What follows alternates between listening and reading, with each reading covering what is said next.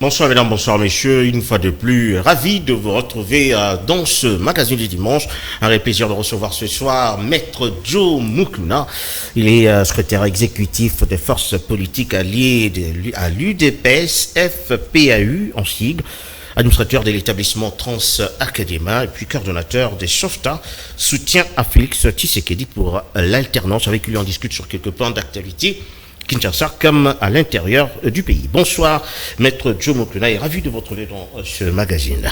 Merci, monsieur Jonathan, merci pour Voilà, comme je vous ai présenté, vous êtes secrétaire exécutif des forces politiques alliées à l'UDPS, mais également vous êtes aujourd'hui administrateur au sein de Trans Académa, qui n'est pas à confondre peut-être avec Transco, qui a déjà existé depuis lurette. Oui, ce n'est pas à confondre. D'abord, il faut commencer par moi. Je suis secrétaire exécutif de FPAI, de forces politiques alliées à l'UDPS, qui milite aux côtés du chef de l'État pour l'aider à concrétiser ses idéaux qu'il avait en tout cas fixés dans la prise de ses fonctions en tant que chef de l'État. C'est à ces qualités-là que le chef de l'État a fait honneur en nous nommant à ce poste prestigieux qui est l'administrateur très prestigieux, d'autant plus que vous êtes dans le conseil d'administration. J'en suis fier parce que je le mérite. Oui. Et aussi le chef a porté son choix sur nous parce que nous sommes jeunes. Et nous devons gérer les jeunes pour un avenir meilleur.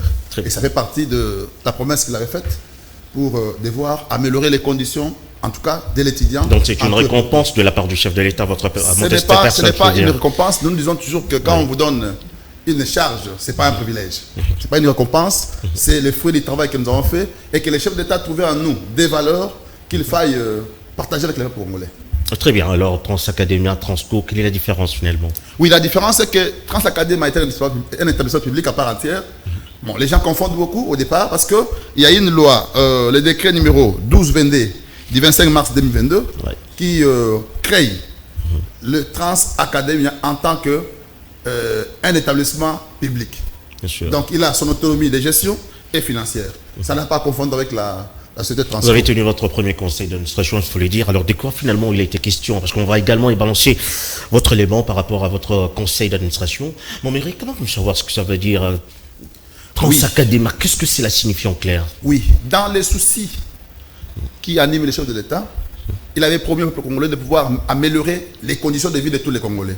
Et en particulier l'étudiant.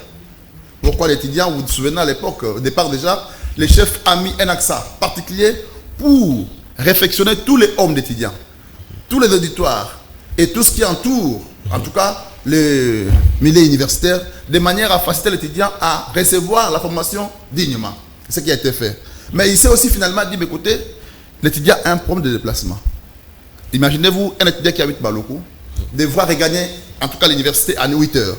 S'il faut se mettre dans des conditions de commun des mortels, c'est compliqué. Il arrive des fois, l'étudiant arrive à l'institut ou bien à l'université à 14h, à 13h, à 10h.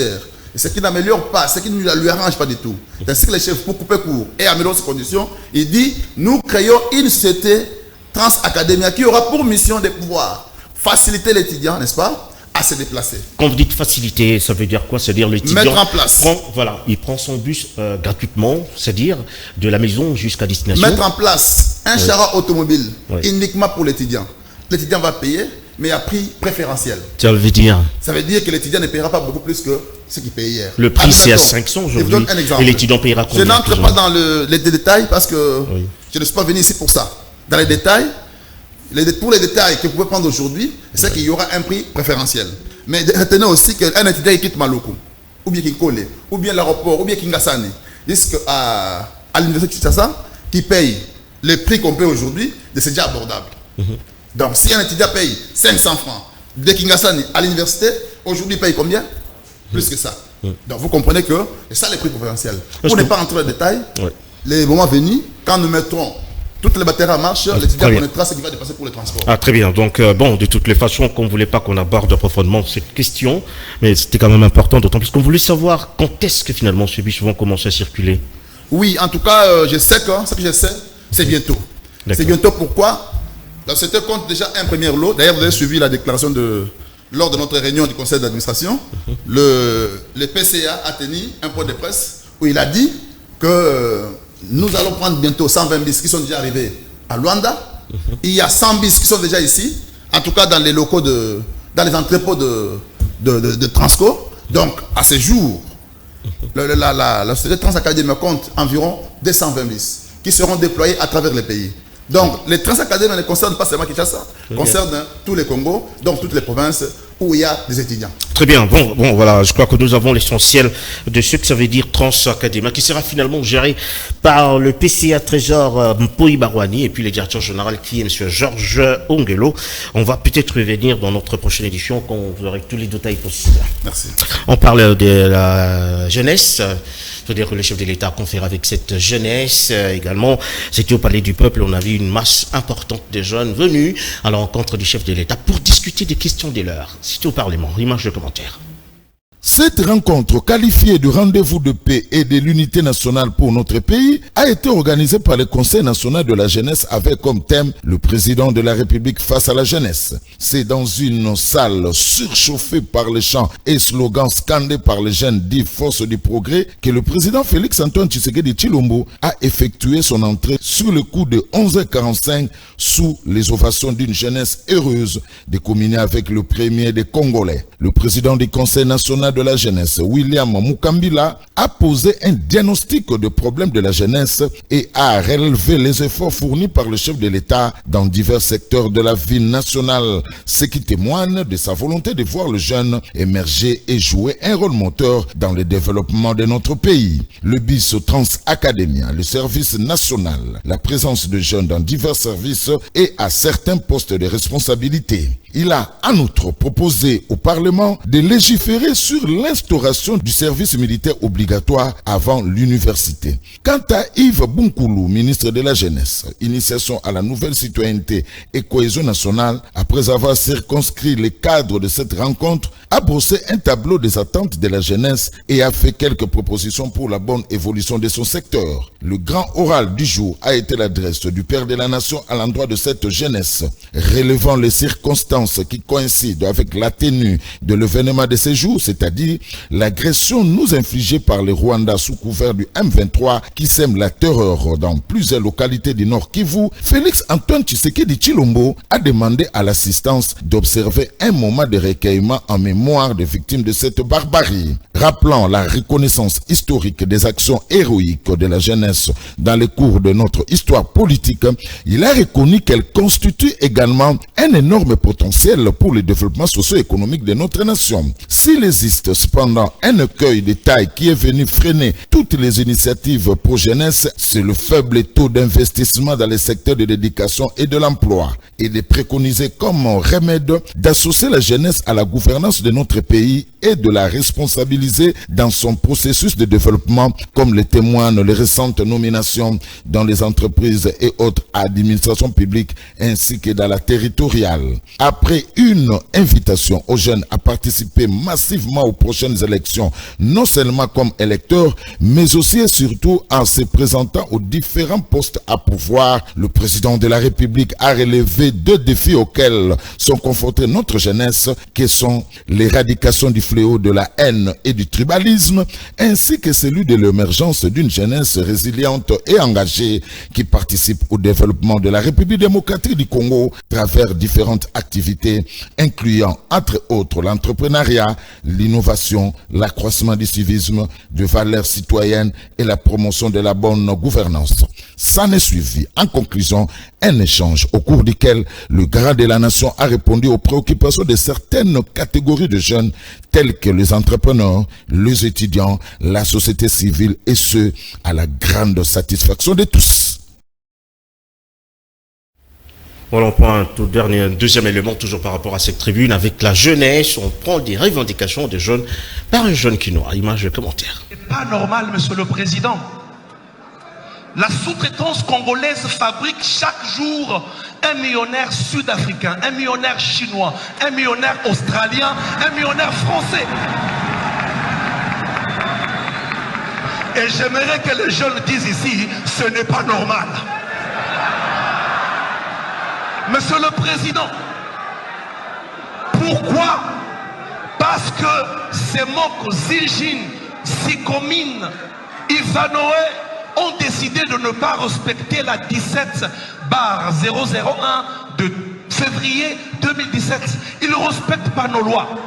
Ce sont des partenaires, ils viennent dans notre pays, ils prennent le beurre et l'argent du beurre, alors que la jeunesse ici n'a absolument rien, Monsieur le Président. Monsieur le Président, parce que vous en aviez parlé, s'il vous plaît, c'est moi. Parce que vous en aviez parlé, je serais malhonnête de dire que tout le monde ne fait pas mieux. S'il vous plaît, Monsieur le Président, comment est-ce possible quand vous dites, en votre statut de président de ce pays, vous preniez une décision, une résolution, et que vos ministres sectoriels et que vos directeurs ne respectent pas cela dans ce pays? Comment est-ce possible?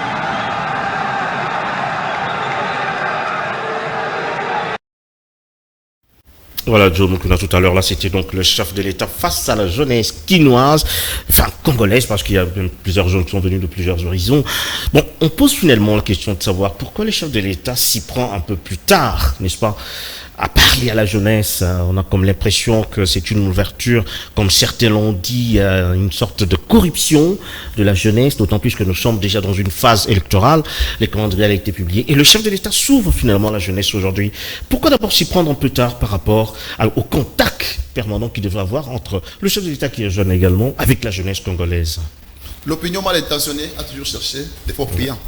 Souvenez-vous quand le chef, aussitôt avoir été élu, il a rassemblé les fidèles de l'église au stade de martyrs. On a dit, qu'est-ce qu'on a dit? Qu'est-ce qu'on n'a pas dit? C'était plus tôt. Mais aujourd'hui, plus tard, quand il réunit la jeunesse, on dit non, mais pourquoi il n'a pas fait avant? Donc ce sont des gens mal intentionnés. Mais écoutez, ce qui me surprend moi, c'est que cette volonté-là. Je crois avoir vu un tel événement à l'âge de 15 ans. Quand Mobutu réunit pour la dernière fois la jeunesse en Tsélé, où il a parlé avec le peuple, avec la jeunesse. De tous les temps, Mouzé pouvait le faire, mais il n'a pas eu de temps matériel pour le faire. Mais les 18 ans que nous avons passés ici, on n'a pas vu un président parler avec la jeunesse, échanger avec la jeunesse, connaître le problème de la jeunesse. D'accord, on le fait pourquoi? Parce qu'ils avaient peur. Ils ont peur de quoi? Parce qu'ils n'ont jamais pensé à résoudre le problème de la jeunesse. Mais le président de la République, puisqu'il est dans la jeunesse, il nous résout les problèmes de la jeunesse. C'est pourquoi il n'a pas pu avoir peur pour l'affronter. N'est-ce pas? Souvenez-vous, je vais vous rapprocher de la mémoire. Tout à fait. La jeunesse a des problèmes. Pour celle qui est estudiantine, a besoin d'étudier de bonnes conditions. D'où la nécessité des classes académiques. Là, on revient encore. Pour celle qui a déjà terminé les études, il a besoin du travail. D'où encore la nécessité des temps académiques. C'est bientôt là, nous allons engager. Vous comprenez?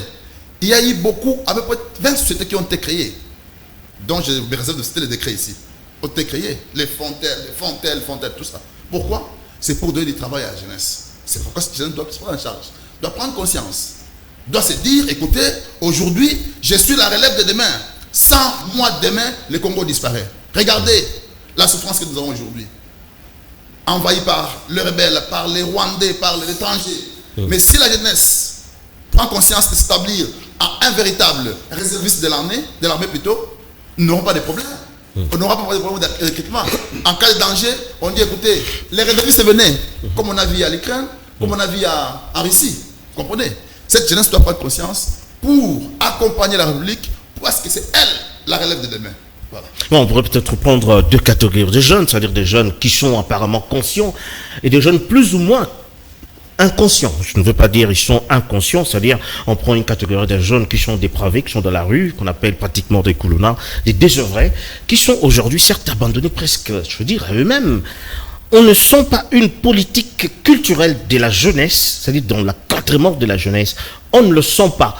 Mais on voit peut-être certaines activités liées à la jeunesse, mais une politique de l'encadrement de la jeunesse n'existe pas finalement dans ce régime. Oui, écoutez, la vie politique d'une gestion s'apparente un peu à la vie d'un corps. Dans un corps humain, la vie se développe à tous les niveaux. Vous ne pouvez pas dire, écoutez, nous nous chargeons de la jeunesse, des œuvrés, nous laissons la jeunesse étudiantine. On les fait tout au même moment pour que tout le monde se retrouve. Et pour les couleurs dont vous faites allusion, le gouvernement n'est pas un gouvernement rebelle, ou sauvage, ou méchant comme hier, qui a tué le Koulouna ici. Nous, on ne tue pas les Koulouna. Plutôt, on les encadre pour devenir des bons citoyens de la société. Voyez-vous, avec cette histoire de Kanyanga CC, combien sont allés? Quels sont-ils devenus aujourd'hui? Les clowns sont devenus des travailleurs, des maçons, des plombiers, des cultivateurs, c'est bien. Mais enfin aussi, à l'intérieur, il doit y avoir aussi une politique, notamment de l'encadrement de ceux qui sont restés ici. Quel encadrement? Vous vous souvenez le discours du président, il a dit quoi? Nous allons renforcer, n'est-ce pas, les centres de formation professionnelle. C'est là que ces gens qui n'ont pas étudié assez peuvent aller pour apprendre le métier. On a parlé dans ces discours-là, lors de ces échanges, il a évoqué, il a martelé sur, en tout cas, les renforcements des capacités de l'INPP, n'est-ce pas? Et en construire d'autres dans chaque province, de manière à ramasser ces clowns que vous appelez des œuvrés pour venir apprendre. Écoutez, nous avons dit, en instituant la gratuité de l'enseignement, nous étions en train de combattre une chose. Qu'est-ce qu'on a combattu? Nous nous sommes dit, quand on garde 5 millions d'enfants à la maison, qui n'étudient pas, on garde 5 millions de clowns en devenir. Donc 5 millions de bandits. Dans quelques 5, 3, 4 ans, 2 ans, ces bandits-là, qui atteignent 15 ans, vont prendre la machette. C'est ça le travail qui a été fait par ce régime d'Echi. Le régime d'Echi a fait ce travail à dessein pour préparer des bandits. Mais aujourd'hui, quand Félix a été au pouvoir, la première chose, c'est commencer par prendre de c'est la génération qu'il a trouvée en 6e année, en première année primaire, de les ramener à l'école. En le faisant, nous commençons à résoudre le problème en amont. C'est ça la démarche que mène un politicien. C'est pas évident de dire qu'en politique, on gère la politique comme le corps humain. C'est-à-dire, on fait développer tous les organes, pas un seul organe. Donc, pour les Koulouna, nous avons commencé à résoudre le problème en amont, en instituant la gratuité de l'enseignement. Ces enfants qui vont à l'école aujourd'hui, dans 20 ans, on n'aura pas des Koulouna de cette génération-là. On réunit des jeunes, certes, autour du chef de l'État, ce qui n'arrive pas toujours, peut-être pour des raisons de sécurité du chef de l'État. Mais la grande question demeure, c'est-à-dire l'affaiblissement de la qualité, je veux dire, de la qualité de l'homme congolais, du jeune congolais. Si vous prenez par exemple un jeune belge, français, américain, vous le comparez à un jeune congolais, on sent finalement une sorte de torpillement de la mémoire d'un jeune congolais. Les politiciens finalement s'emparent de cette jeunesse. Il faut le dire, je crois que vous êtes un encadreur de jeunes. Les politiciens d'aujourd'hui finalement essayent de mater, je veux dire, la conscience des jeunes par achat, je veux dire, des consciences. Nous nous approchons des élections. Quelle est finalement votre politique, vous, parce que vous êtes déjà secrétaire administratif, enfin vous êtes coordonnateur d'une activité politique. Quelle est finalement l'approche que vous pouvez développer pour éviter finalement cet achat de conscience de la jeunesse? J'ai dit tantôt ici, c'est la formation. C'est la formation parce que vous ne pouvez comprendre que les mal que nous vivons aujourd'hui remontent de 18 ans. Tous les coups que vous voyez sont les fruits de Kabila. Je vous rappelle, bon, quand je dis Kabila, excusez-moi, du régime d'Echi, je vous rappelle, qui nous a amené la machette? Vous amenez la machette pour donner un enfant qui n'a pas à manger. Comment va-t-il faire? Il va l'utiliser pour aller ravir à manger, pour aller extorquer. Vous savez, la notion du banditisme, j'ai toujours enseigné ça. Quand est-ce qu'on devait bandir? Le banditisme commence par les vagabondages. Un enfant qui quitte la maison, il sort tout bonnement de sa maison, il ne va nulle part. Il va nulle part. Il se retrouve tantôt sur un beau Willery, cet enfant-là. Alors qu'à l'époque... Par manque d'occupation, par manque de travail. Donc je crois que c'est à cause de ça également, je veux dire. Parler d'enfants. Pourquoi l'enfant doit être dans les vagabondages? Parce qu'il n'est pas pris en charge. Parce qu'il n'étudie pas. Si cet enfant devait aller à l'école, il ne serait pas dans la rue en train de vagabonder. C'est ça. C'est ce qu'il dit. Vous me demandez la politique que nous mettons en place. Le président a dit ceci. Nous devons résoudre le problème à la base. C'est-à-dire, en amont, commencer par envoyer les tout petits à l'école pour que nous stoppions, nous arrivions à stopper l'avancée de cette germe qui est les Koulouna. Alors, en envoyant les enfants à l'école, 5 millions repris, donc nous avons élagué 5 millions de bandits demain. Et demain, l'année prochaine, ça sera 5 millions, c'est combien? 10 millions. Donc 10 millions. Et en fin de compte, nous vivrons une société sans Koulouna, sans bandits. C'est vrai, le banditisme existe partout. Oui, bien sûr. Mais avec une telle politique de la prise en charge des enfants qui veillent à l'école, il n'y a que l'école. Il n'y a que l'école. Et aussi, faire en sorte que les gens aient du travail, les parents. C'est ça la question, parce que je voulais qu'on chute par ça, parce qu'il faut dire quand même que bon, si on n'encadre pas bien le travailleur, on détruit finalement la jeunesse, parce que bon, ce sont des parents qui devraient prendre en charge quand même.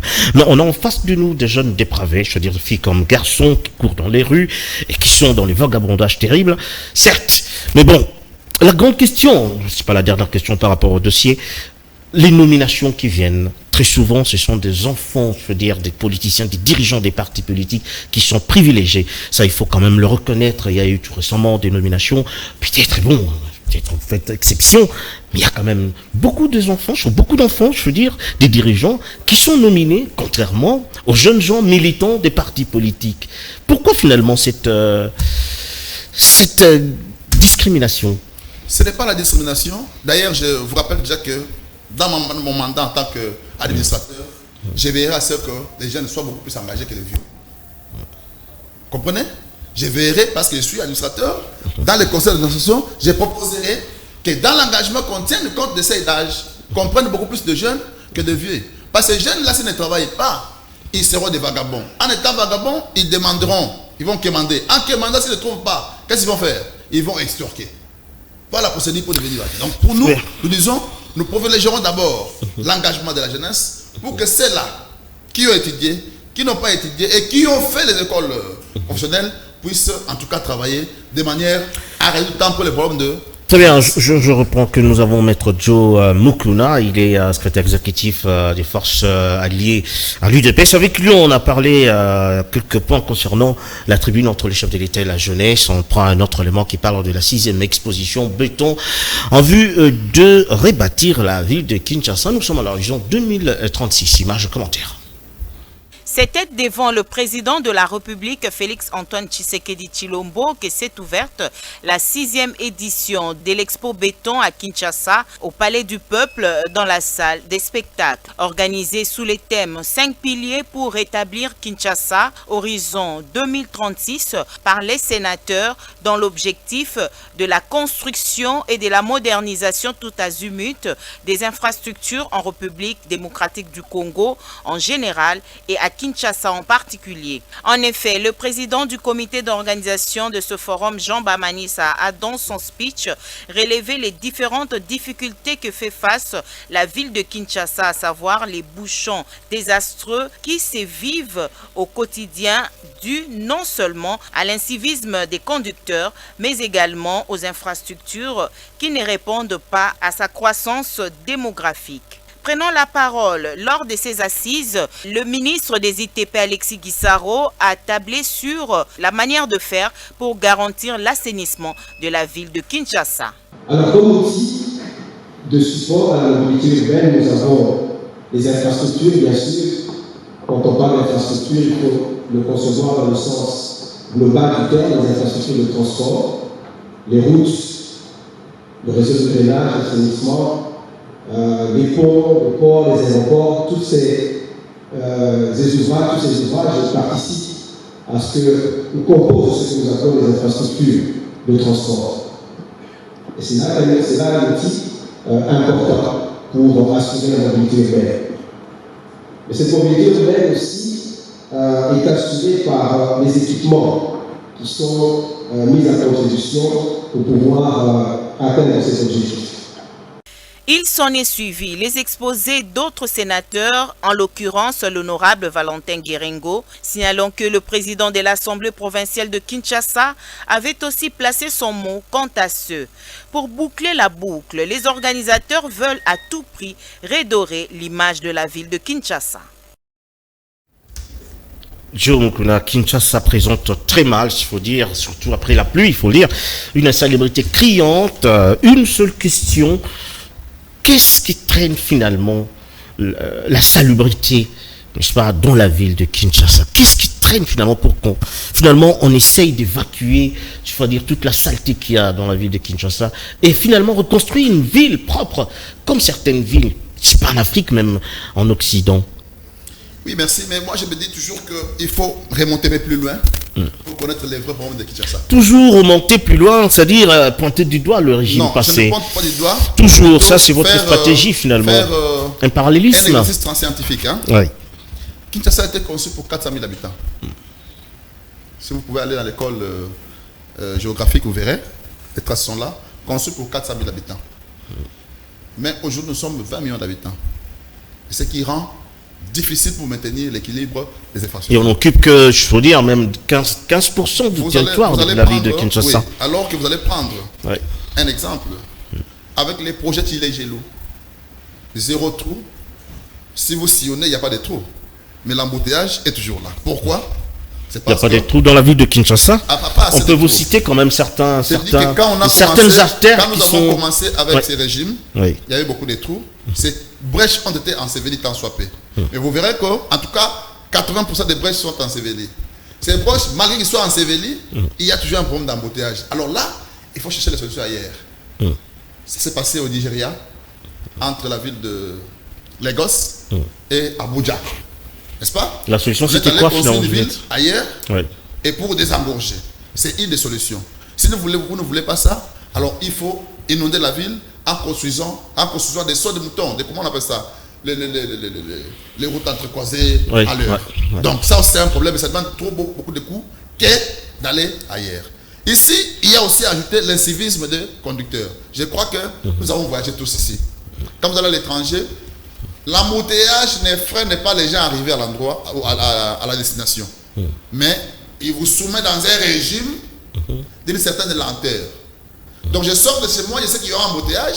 Je calcule mon temps, je sais que cet embouteillage me prendra 30 minutes. Et dans les 30 minutes, là, j'arrive là où je suis. Donc ça veut dire que l'embouteillage peut exister. Mais si nos conducteurs ont développé le civisme, n'est-ce pas? Vous verrez que tout se passera bien, chacun peut arriver à destination. Donc pour moi, les solutions, c'est d'abord que l'État mette des moyens pour construire.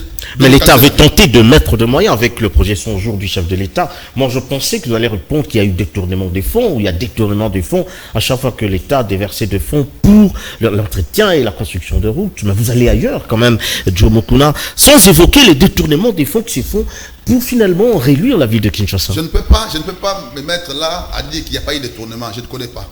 Mais seulement je dis ceci, je parle des solutions. Les solutions, s'il y a des brèches, il faut colmater. S'il y a des routes à construire, il faut construire. D'ailleurs, je vous informe que moi, je suis de la Funa. Chez moi, à Funa, les embouteillages n'existent plus. Pourquoi? Parce que la Funa, c'est-à-dire Funa, Ngenge, Kassavobo et Makala, ont bénéficié des 3 routes.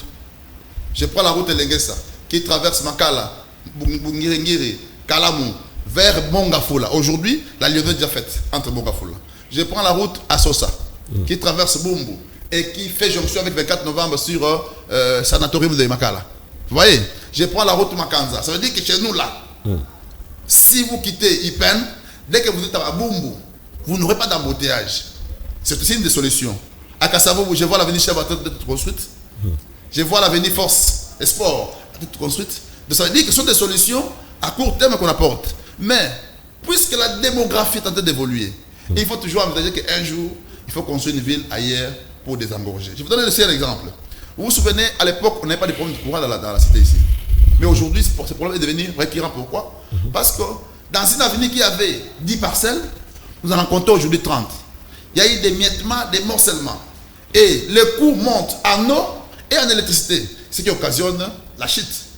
L'État ne suit pas ce qu'on veut dire, parce qu'il n'y a pas une politique bien définie en la matière. C'est ça, en fait, la question. On semble ne pas avoir des politiques de gestion. C'est ça peut-être qui tente de détruire. Bon, enfin, moi je pense qu'il faut qu'on évolue. On prend un autre élément qui parle de groupes rebelles qui devrait également pour parler avec les émissaires du chef de l'État. Nous sommes à Nairobi, dans le cadre des conflits qui sévissent à l'est de la RDC. Image de commentaire. Ils étaient parmi les grands absents pour les négociations de Nairobi D. Le groupe armé Codeco et ESPIC qui finalement ont accepté de prendre part à Nairobi 3. Pour la milice Codeco a envoyé 7 personnes, parmi lesquelles Bassa Zoukba Gershom, porte-parole de cette milice, Lontroma Désiré, Choulou Douglas, Dekana, Réma, des servants motards de la Codeco, milice très active en territoire de Djougou. La milice ESPIC est représentée par 3 de ses membres. Il s'agit de Dachabo, Makati, Kabulabo Nyamabo, tandis que la FRPI a envoyé 4 personnes, dont Mouno Mounobi et Adirodumba Feli. Il s'agit de groupes armés qui ont signé des accords unilatéraux de cesser le feu. Le groupe d'autodéfense Zahir, pourtant contacté, s'est réservé d'envoyer se déléguer une vingtaine de membres de différentes communautés de l'Ituri, dont les EMA ainsi que le membre de la société civile ont aussi fait mouvement vers Nairobi, la capitale kenyane. C'est donc un pas vers la restauration de la paix, notamment en territoire de Djougou, secoué depuis 2017 par les atrocités de miliciens Codeco. C'est pour parler de Nairobi, regroupant tous les groupes armés de l'Est du pays, sont initiés par le gouvernement congolais. Une vision du président Félix Antoine Tshisekedi Tshilombo pour rechercher la paix, non seulement par les armes, mais aussi par le dialogue. Vision imprimée en Ituri par le gouverneur militaire, le lieutenant-général Luboyanka Shoma Johnny. Rappelons que la délégation a été embarquée à bord de l'avion militaire de la MONUSCO. Voilà, on reste dans ce dossier pour évoquer un bémol qui a eu lors de pourparlers à Nairobi. Il y a eu des intrus qui sont arrivés pour participer finalement à ce pourparlers, mais ils ont été détectés par le service image commentaire. Au moment où les pourparlers de Nairobi 3 entrent dans leur phase stratégique, l'équipe présidentielle conduite par le mandataire spécial du chef de l'État, le professeur Serge Tshibangou, multiplie la vigilance. Ce jeudi après-midi, les travaux ont connu un moment d'arrêt. Le temps pour les émissaires du président Félix Antoine Tshisekedi Tshilombo de voir clair sur un certain nombre de choses. Premièrement, il a été constaté parmi des participants des personnes sans mandat, qualité et titre ayant obtenu des accréditations. Et pourtant, les listes de participants suivant les organisations, présidences, groupes armés, leaders communautaires et sociétés civiles étaient bien établies et validées plusieurs semaines avant le début des travaux. Ces personnes non autrement identifiées se sont transportées jusqu'à Nairobi par des moyens non maîtrisés. Cet arrêt momentané de travail approuvé par la plénière devrait permettre le nettoyage des listes et la validation de mandats. L'équipe présidentielle a aussi été intrigué par une série d'attitudes et faits de la part des équipes techniques préposées à la traduction, prise de son et autres prises de vue. Vérification faite,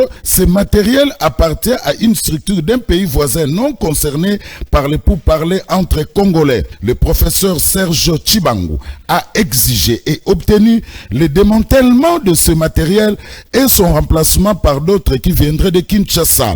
Quant aux travaux, ils se tiennent dans une ambiance très détendue. Les participants ont réaffirmé leur accord de principe de s'inscrire dans la dynamique du PDDC-RCS. Les discussions achoppent sur la matière dont le PDDRCS va s'y prendre. Les travaux vont reprendre ce vendredi.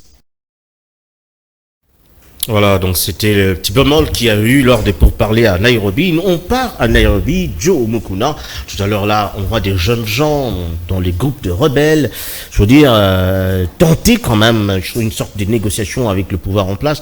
Mais on sent quand même de la part du chef de l'État une sorte d'ouverture de trop, je veux dire aux rebelles, parce que c'est que les principes demeurent le même. On ne négocie pas avec un rebelle, on le traque. Mais pourquoi tant d'ouverture avec tous ces rebelles qui finalement créent la désolation à l'est de la RDC? Non, il faut noter que déjà au départ, il y avait des pourparlers de Nairobi, c'est depuis longtemps, n'est-ce pas? Ici, ce ne sont que de la poursuite. Parce qu'il était prévu que les groupes armés locaux devaient se retrouver pour parler dans le cadre du programme DDR, démobilisation et réinsertion. Voilà, là, je crois qu'il n'y a pas de problème. Mais seulement que derrière ces groupes armés-là, ils ne manifestent pas une certaine dimension de la sincérité. Parce que derrière eux, il y a toujours un appui rwandais. Souvenez-vous de ce qui a été vu là-bas comme surprise. On constate même les matériels techniques appartiendraient à une société rwandaise. Alors que ce qui ne devait pas être fait. Et ce qui a fait que les activités soient momentanément suspendues jusqu'à ce que les matériels soient importés de Kinshasa pour pouvoir assurer la maintenance de ce matériel. Donc ici, j'ai félicité le courage et la bienveillance de l'envoyé du chef de l'État, Serge Tshibangou, qui a, par sa manière de faire, a pu démanteler, en tout cas, déboucher à découvrir ces sales besoins qui étaient en train de monter contre notre peuple. Oui, on parle de l'infiltration chez les jeunes gens, mais une question demeure, c'est-à-dire avec l'époque de Joseph Kabila, on l'évoque comme chef de l'État de régime passé, il y a eu finalement ce programme de DDR qui a finalement ouvert la porte à des infiltrés. Aujourd'hui, c'est encore la même tactique avec le régime en place, DDR, c'est-à-dire réinsérer encore certains rebelles qui sont, s'il faut le dire, on ne peut pas parler de double face, mais qui sont quand même du genre tenant des armes pour tuer. Mais vous voulez réinsérer ces types de gens dans l'armée. Est-ce que vous ne craignez pas encore que cette infiltration, finalement, s'agrandisse et finalement crée toujours cette panne qui est à l'est de la RDC? Il est nullement question de les ramener dans l'armée. C'est pourquoi on parle des programmes DDR. Ça prévoit la réinsertion. Ça veut dire qu'on vous démobilise, oui. Vous n'êtes plus militaire et on vous réinsère dans la société. Ce sont des citoyens congolais, ils doivent vivre, mais au moins, vous cessez d'être militaire. On a tenté cette expérience avec Joseph Kabila, Oui, mais ils sont entrés dans l'armée, je peux le dire. Ils sont entrés dans l'armée et aujourd'hui ils sèment la désolation au sein de l'armée. C'est ce que Tshisekedi a refusé. On ne négocie pas avec l'M23, puisque l'M23 c'est un mouvement rwandais. On ne négocie pas avec les mouvements rebelles locaux, pas dans le sens de les ramener dans l'armée, mais plutôt dans le sens du programme DDR. Ça veut dire, vous acceptez de laisser les armes, on va vous resocialiser et vous réinsérer dans la société. C'est-à-dire en clair, exemple, on vous donne un travail, tant que civil. Oui, ça s'est fait aussi à l'époque en 2001. Il y en a qui sont rentrés à la vie civile, ils ont eu du travail, ils sont là en train de se promener. Alors pour être finalement engagé ou embauché, il faut prendre des armes. C'est peut-être le message que vous voulez passer finalement cette jeunesse. Les armes, il y a à boire et à manger là-bas. Vous savez, nous avons des accords que l'État congolais a signés à l'époque de Kabila, en 2009, qui permettaient au Rwanda d'être présent au Congo, les sécurités rwandaises d'être au Congo, l'armée rwandaise d'être au Congo, et cette armée-là, il fait quoi? Vous avez refait la même chose avec Rwandais, avec plusieurs accords avec le Rwanda. C'est-à-dire le même régime reprend finalement le même affaire. C'est un accord commercial. Et bien sûr. Mais ça permet aux Rwandais quand même de pénétrer nos services, je voulais dire. Est-ce que les Rwandais nous ont interdit nous d'avoir des avions qui devaient atterrir à Rwanda? On pouvait aussi avoir les avions qui devaient atterrir à Rwanda. Là, on n'en a pas, malheureusement. Je parle des accords. L'accord qui viole l'intégrité du pays. L'accord qui permet à la sécurité rwandaise d'être installée en RDC. L'accord qui permet à l'armée rwandaise de patrouiller en RDC. Et quand ils le font, c'est pour sécuriser les zones qu'ils ont, là où ils ont construit leur milice, envie d'exploiter les minéraux. Et Tshisekedi arrive, il dit, écoutez, finir avec cette histoire. Il va démanteler, c'est ça le jeu de la guerre aujourd'hui. Nous disons, les Rwandais qui est derrière ça, même ces miliciens ici qui sont qu'on sort, sont toujours alimentés par les Rwandais. Mais nous savons que l'État est venu pour que cela soit éradiqué. L'accord de Luanda, l'accord de Nairobi n'ont jamais été respectés. Vous pensez que maintenant, que finalement cet accord va être respecté? Non. Sur base de quoi finalement? Il faut toujours faire la part des choses. La démarche de Tshisekedi, donc président de la République, de sa diplomatie, était que les Rwandais acceptent qu'ils agressent la RDC. Il a été pris au piège. Quand on arrive à l'accord de Luanda, où Kagame dit signe pour arrêter les hostilités des M23, c'est qu'il reconnaît être un commanditaire. Vous voyez, c'est un piège. L'accord de Luanda était clair que moi, Kagame, je prends l'engagement, n'est-ce pas, de maîtriser les M23 pour que la guerre finisse. C'est ce qu'il avait décidé de faire. Mais quand lui qui n'est pas investi là-bas, qui n'est pas dedans, il prend l'engagement, ça signifie quoi? Ça signifie que Kagame et les commanditaires.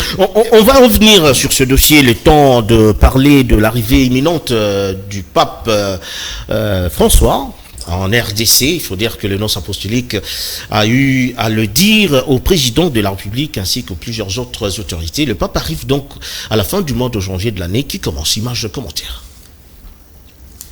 Les nonces apostoliques, Monseigneur Ettore Balestrero, qu'accompagnaient les délégués de la conférence épiscopale nationale du Congo, Carlos Ndaka, évêque auxiliaire de Kinshasa, et Jean-Pierre Kwambamba, évêque de Kenge, a été reçu en audience en début d'après-midi, ce jeudi 1er décembre 2022, à la Cité de l'Union africaine par le président de la République Félix Antoine Tshisekedi Tshilombo. Au sorti de cet échange qui s'est déroulé en présence du Premier ministre Jean-Michel Samaloukonde, les nonces apostoliques a déclaré que la visite prochaine du Saint-Père a dominé les discussions étant donné que l'annonce a été faite ce jour même. En effet, le Vatican a enfin confirmé cette visite du 31 janvier au 3 février 2023. Le pape François accomplira le voyage déjà annoncé en République démocratique du Congo de 31 janvier jusqu'à 3 février de 2023. Donc c'est pour cela que j'ai la joie d'annoncer que ce qui avait été reporté, la promise a été accompli Le pape sera au Congo le 31 janvier à Kinshasa. Le Premier ministre Jean-Michel Samaloukonde a quant à lui circonscrit les cadres de cette visite. Nous avons accueilli cette annonce qui vient de nous être confirmée et qui a déjà été faite au niveau du Vatican ce jour même à 12h, heure de Kinshasa, que le pape, effectivement, sa sainteté se rendra ici à Kinshasa dans la période qui a été mentionnée du 31 au 3. Nos portes étaient en tout cas grandes ouvertes pour l'accueillir. Et donc c'est le même message que nous lançons, tout en demeurant dans cette attitude pour l'accueillir, surtout dans ce moment particulier où la République démocratique du Congo traverse toutes ces situations sécuritaires. Ça sera une visite de très grand réconfort qui sera donnée ici en République démocratique du Congo. Alors on retourne finalement aux atrocités à l'est de la République pour prendre le message des FARDC qui a été lu par le général-major Ekenge Boumoussa Fomi Sylvain, qui finalement parle des atrocités qui sévissent à l'est. L'armée rwandaise et ses supplétifs des terroristes du M23 ont attaqué ce jeudi 1er décembre 2022 les positions des FARDC tenues par le 34 10e régiment d'infanterie à Kalima, à hauteur du pont sur la rivière Rwindi, dans le groupement Bambo, chefferie de Bwito, en territoire de Rutshuru. Cette offensive, déclenchée par les forces de défense du Rwanda, démontre à suffisance les intentions belliqueuses du pouvoir de Kigali, déterminé à saboter les décisions des chefs d'État de la sous-région, ainsi que les initiatives de l'Union africaine, des États de l'Afrique de l'Est et de la communauté internationale pour le retour de la paix et de la sécurité dans la partie orientale de la République démocratique du Congo. C'est pourquoi, malgré la feuille de route contraignante du mini-sommet de Luanda, aucun désengagement des forces rwandaises et des terroristes d'IM23 n'est observé sur le terrain.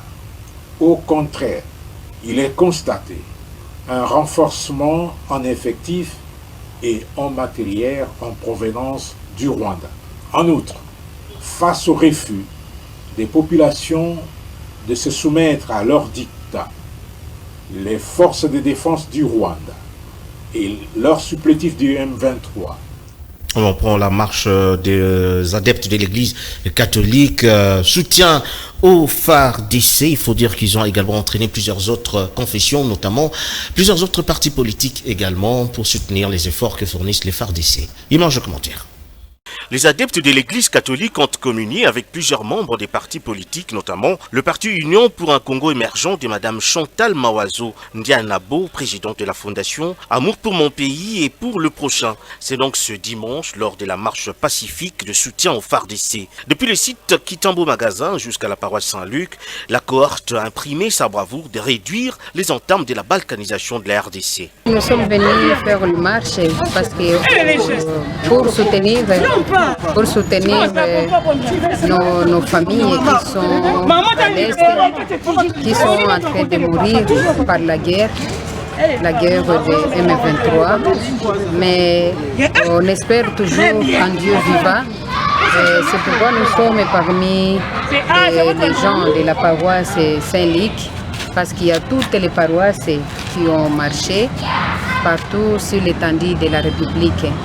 Et c'est là pour le but de soutenir la FARDC, le FARDC qui est en train de combattre pour nous, combattre pour le pays, combattre pour les gens de l'Est et partout là où il y a l'insécurité. Vraiment, tous les pays presque pleurent de l'insécurité. Le Congo, le Seigneur nous a donné ce Congo, c'est pas pour souffrir. Des instances de prière ont clôturé cette procession par le curé de la paroisse.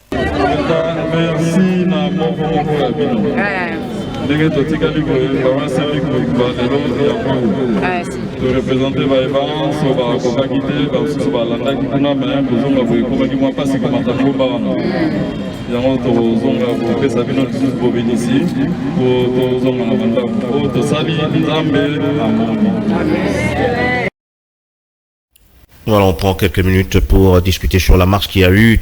Aujourd'hui, dimanche, toutes les confessions soutiennent finalement les FARDC, mais on comprend qu'il se tape une sorte de faiblesse de la part de FARDC, parce que jusqu'à aujourd'hui, les territoires sont occupés par les rebelles, il faut dire, malgré qu'il y a eu un ultimatum le vendredi passé. Le M23 demeure encore sur les Bunagana, à Rutshuru. Il y a eu encore des atrocités terribles. Plus de 100 jeunes ont été tués à l'est de la République démocratique du Congo. Finalement, qu'est-ce qui bloque le prouesse des FARDC? C'est ça la grande question. Oui, écoutez, je rentre un peu à Luanda. Il était prévu que les forces de M23 puissent se désengager. Le Rwanda avait pris l'engagement de le faire, il ne l'a pas fait.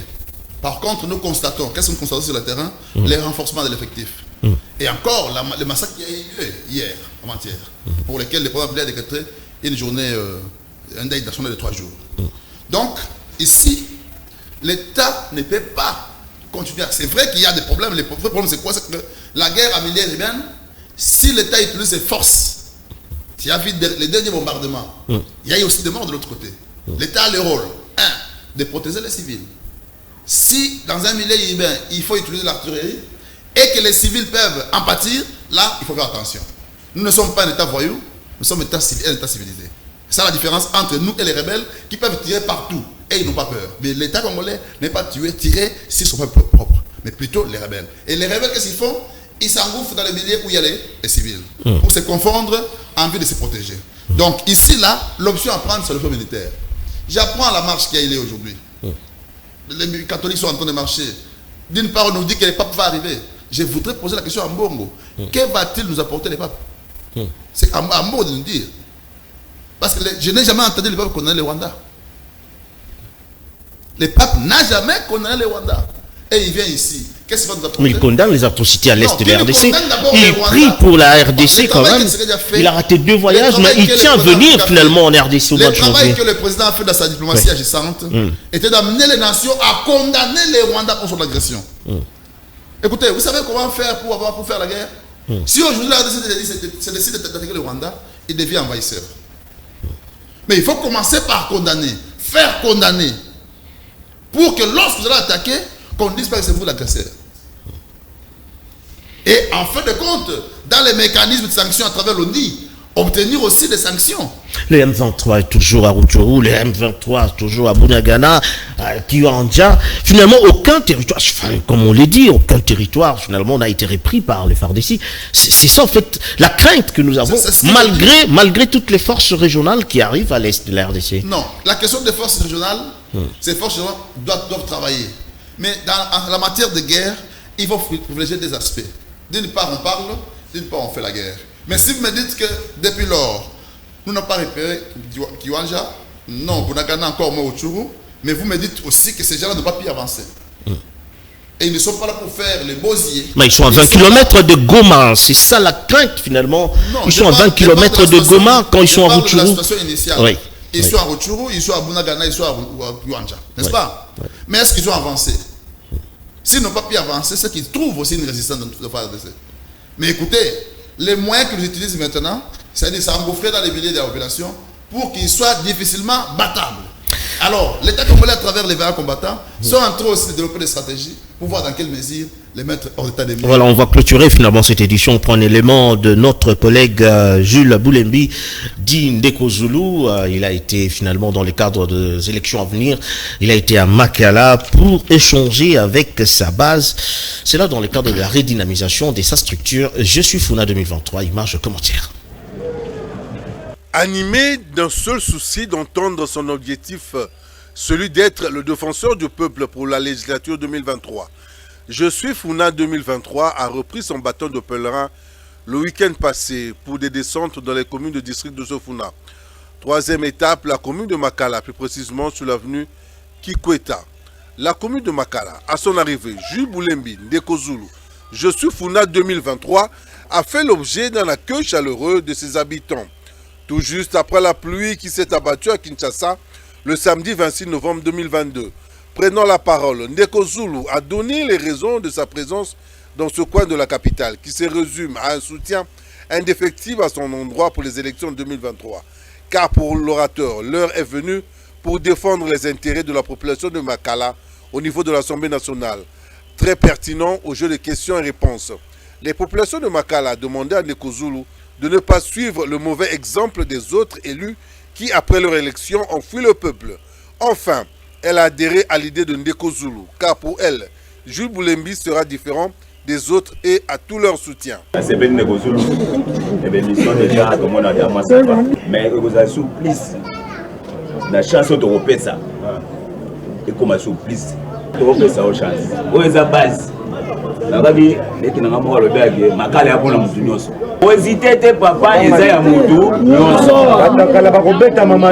La population de Makala a fait visiter Ndeko Zulu la grande direction Kwilu qui débouche jusqu'au rond-point Ngaba est dans un état très piteux. Cette direction, une fois réhabilitée, sera un grand soulagement pour les populations de Makala. Ndeko Zulu a quitté Makala avec un sentiment de satisfaction, car ayant maintenant une base sûre dans cette commune. Voilà, c'est donc Ndeko Zulu, célèbre journaliste, présentateur de l'émission qui cartonne sur Canal Télévision, Canal Presse. Donc, vous également, vous êtes, je veux dire, structuré comme allié de l'UDPS, sur vos états Founa également. Les élections, il y a déjà un calendrier qui est publié. Est-ce qu'on peut finalement croire qu'il y aura élection en 2023 avec tous les tralala de l'insécurité à l'est de la RDC? D'abord, bonne chance à Ndeko Zulu. Très bien, merci. Bien qu'il sera bâti par moi. Ah bon. Nous sommes partagés le même. Je le lui dirai finalement. Je le lui dirai. Mais l'élection l'auront bel et bien liée. Okay. Pour ceux qui continuent à croire qu'il n'y aura pas élection, en tout cas, ils doivent se préparer pour se taper aussi des députés. J'avais promis au départ que nous, les sauvetards, nous étions en train de nous préparer pour donner au chef de l'État 350 députés nationaux pour qu'ils ne disputent pas la majorité avec. Ça est là. C'est-à-dire, l'IDPS est allié, nous allons faire 350 députés. Et l'indicateur, c'est quoi? Avec quel discours, quel bilan? Les discours, c'est quoi? Nous avons beaucoup de discours. Au moins, nous avons, dans ce pays, 5 millions de familles dont les enfants ont repris l'école. C'est un discours.